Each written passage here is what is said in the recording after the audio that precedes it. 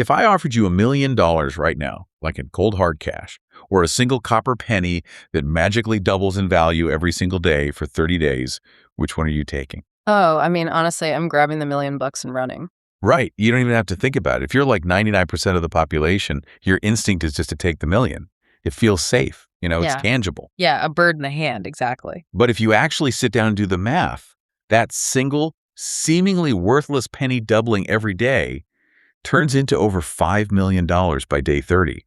Which is just wild to think about. It is. And most of us miss out on that 5 million because our brains are completely, stubbornly blind to the reality of exponential growth. We really are. We're practically hardwired by evolution to think linearly. Exactly. Like Yeah. You track a predator, you walk a mile, you pick a berry. It's a strict 1-to-1 ratio of effort to reward.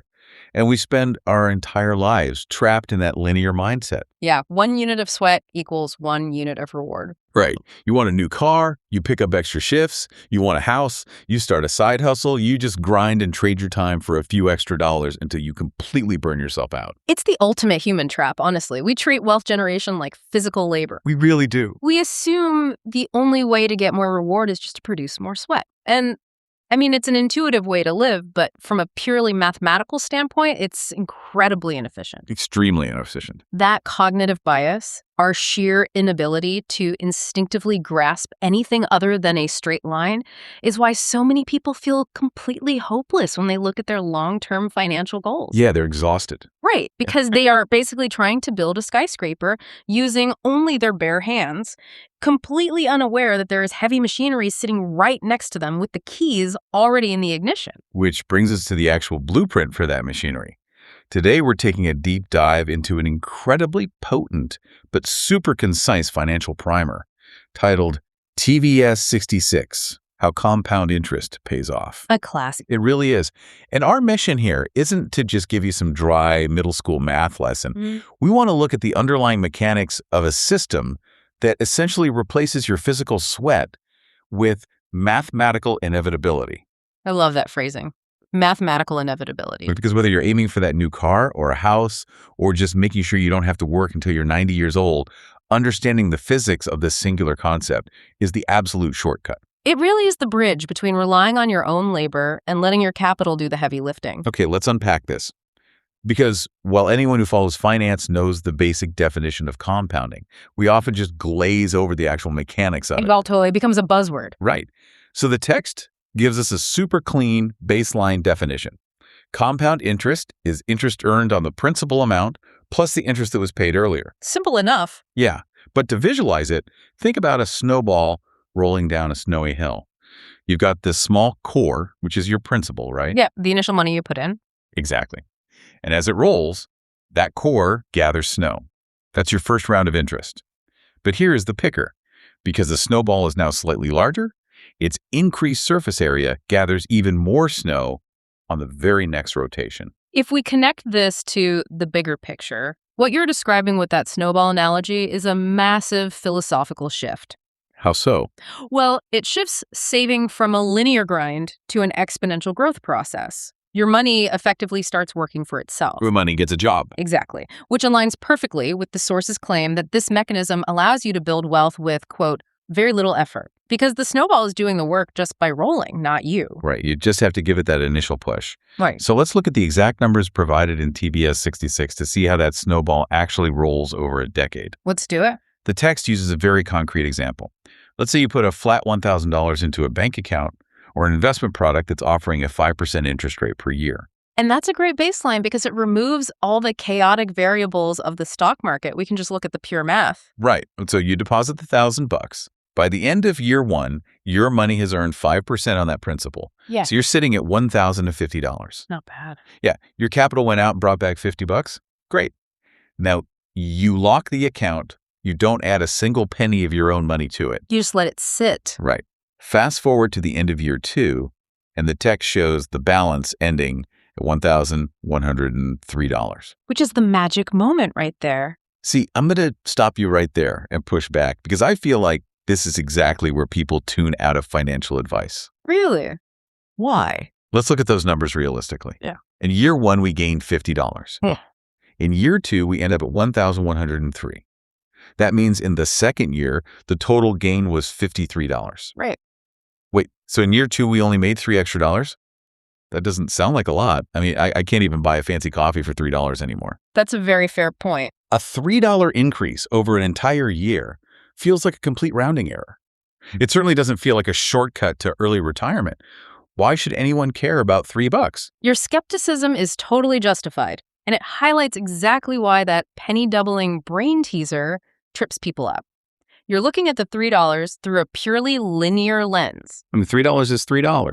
Right, but you're judging the flat part of the exponential curve. What's fascinating here is the exact mechanic that produced that $3. Okay, lay it on me. It is the literal manifestation of interest receiving interest.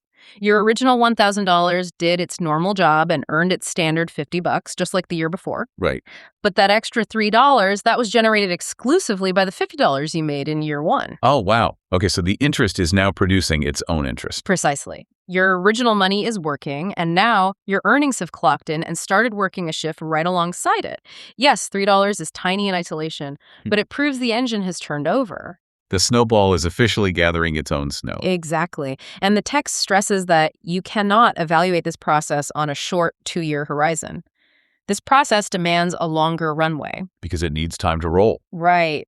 The source points out that if you just leave that original $1,000 alone, adding absolutely nothing to it and let it compound for 10 years, your balance reaches $1,629. Which honestly starts to sound a little crazy when you strip away all the financial jargon. It really does. You started with $1,000. You went on with your life. Maybe you even forgot the account existed, and you did absolutely zero work for a decade. Zero effort. And yet, you generated $629 in pure profit. Your initial investment grew by over 60%, effortlessly.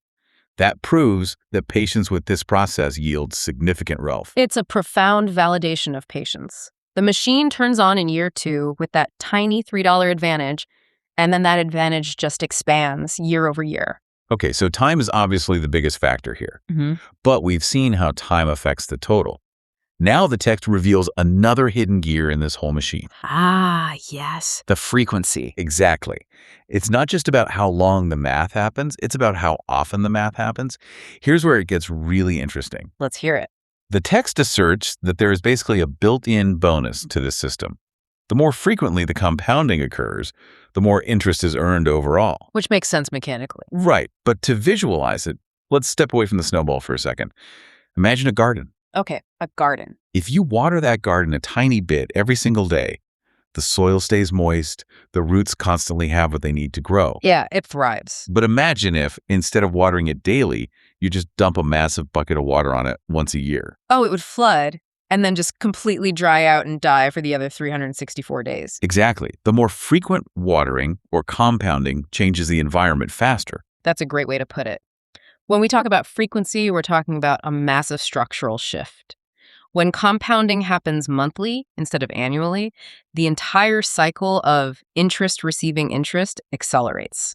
Because you aren't waiting for the bucket. Right. The money doesn't have to wait 365 days to start generating its own returns. It gets folded into the principal and it starts snowballing 12 times a year instead of just once. So we need to compare these two frequencies side by side using the numbers from the source. Does this hidden gear actually matter? It definitely does. Let's look at the exact figures for the monthly compounding scenario from the text. Okay, so still $1,000 at 5%. Yes. In year 2, with monthly compounding, the balance hits $1,105. Okay, wait. The annual figure for year 2 was $1,103. So we are talking about a $2 difference. In the very short term, yes, $2.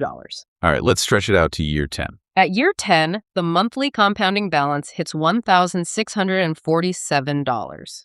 And the annual compounding at year 10 was $1,629. Exactly. So what does this all mean? Because, a final total of $1,647 versus $1,629, that's a difference of $18 over 10 years. I know where you're going with this. I have to ask. While the text admits these differences might not seem like huge amounts in a vacuum, I really need to know how the listener is supposed to frame these tiny sums. $18 in 10 years isn't buying anyone a house. This raises an important question, really, about how we perceive scale. You have to remember that the $1,000 is just a tiny model to show how the math works. The proof of concept. Right. But these mechanics scale up infinitely. If you are dealing with $50,000 or $100,000 for retirement, that $18 isn't $18 anymore. Oh, I see. The percentages stay the same, but the actual dollar amount explodes. Precisely. And the source's concluding thesis makes this so clear. The longer you have to save, the more compounding can help grow even small sums into significant savings. Because it's an argument for time in the market over timing the market. Exactly. You get the math working as frequently as possible for as long as possible. It really comes full circle. So, to bring it all back to you, the listener, whether you are aiming for a car, a home, or retiring on a beach somewhere, the secret isn't just working harder and burning yourself out. No, it's about working smarter. It's about making sure your principal and your interest are working together. We saw the essential elements today: the $1,000 baseline, the 5% rate, and the hidden power of bumping that frequency up to monthly. It's a simple system, but the impact is staggering over time. It really is. And the source actually leaves us with a great prompt at the end. They suggest that giving a financial professional a call can really help you harness this power for your own specific goals. Because applying the math to your actual life with taxes and inflation is where it gets real. Exactly. You don't have to figure it all out alone. And as we wrap up, I want to leave you with a final thought to mull over on your own. Go for it. We just saw how a single one-time deposit of $1,000 can grow by over 60% in 10 years entirely on its own with zero extra effort, right? Yep, the magical $629. Right? But imagine the mathematical explosion that would happen if, while time and frequency were already working in your favor, you continually added new principal to the pile. Oh, wow. So you just keep feeding the machine. Exactly. What happens when you combine exponential growth with consistent monthly deposits? The results are practically limitless. Now that is something to think about.